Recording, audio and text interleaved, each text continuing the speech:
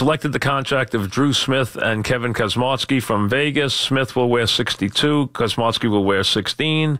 Smith and Kosmowski will each be making their Major League debut with their appearance. Following yesterday's game, we optioned Paul Sewald and Chris Flexen to the Vegas team. To make room on the 40-man roster, we designated Hansel Robles for assignment and transferred A.J. Ramos to the 60-day DL.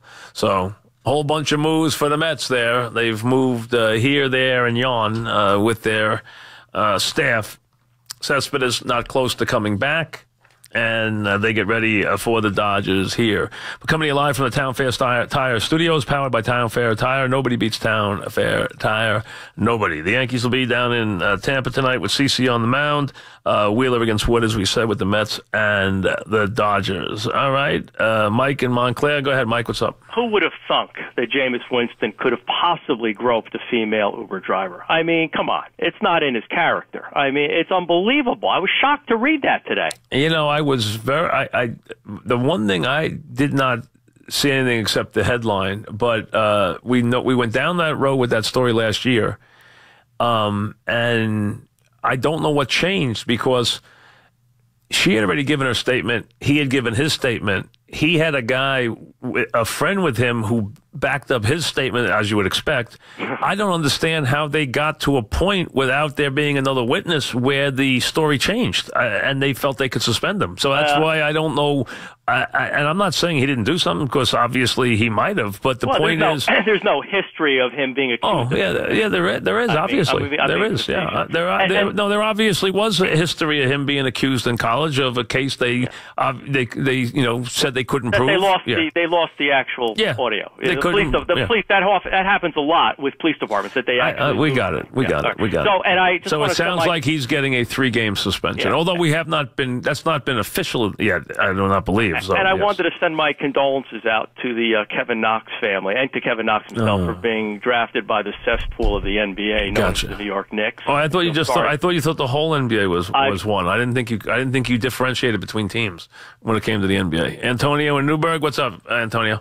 Hey, Mike. Real quick with the Winston thing, do you think if there's no legal consequence, why are they allowed to get suspended? If the law. Well, the NFL does have the right to suspend them, even on a case that does not go to the criminal. I mean, even though he does not get charged criminally, they can suspend him if they feel there's evidence of wrongdoing. They do have the right to do it.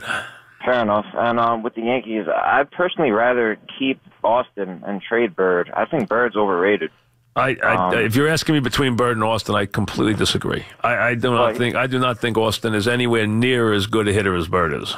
But Bird, you can't count on him because we can't count on him physically. I agree with that so far. Okay, but how do you feel about always hitting into the shift? You watch him last year, and after him going through the struggles he did last year in the postseason, I mean he was a very dangerous, very reliable bat for them, and we have seen those glimpses of real talent with him.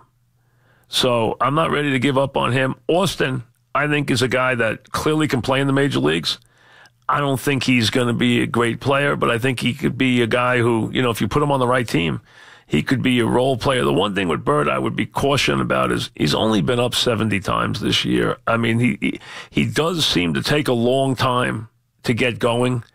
I mean, but that first year, he was sensational.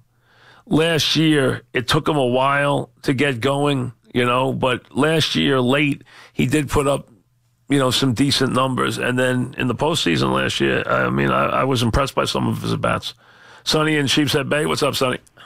What do you say, Mike? So I want to talk about Major League Baseball and what I've read recently about the analytics of 3 particular plays and why the managers are not employing them anymore, because they consider them low percentage.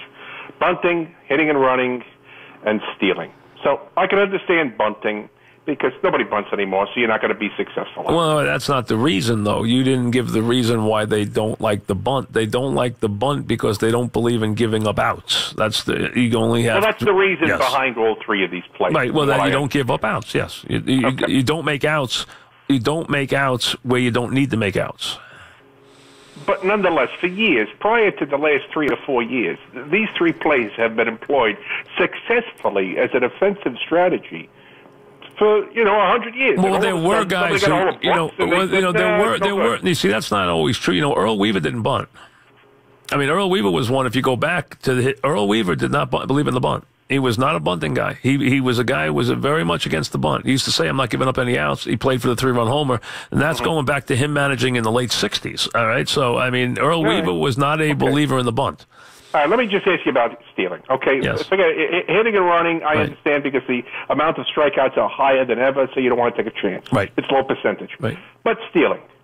Look, if the amount of attempts of stealing is down this year, that tells me the amount of chances that catchers have to throw a runner out is also down. So basically, they're out of practice. So why not increase your steal again? If the catchers aren't throwing people out, they don't listen. The steal has always been an overrated play.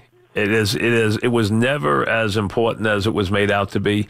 But here's the thing: it can be a very valuable tool in the right spot. So can the bunt. So I think, both in their spot, especially in big games, have a very real place. I mean, a very real place where a base is very important because you know what? It's about bases. So it can be a very, very important thing. It really can. All right, let's spend a couple of minutes with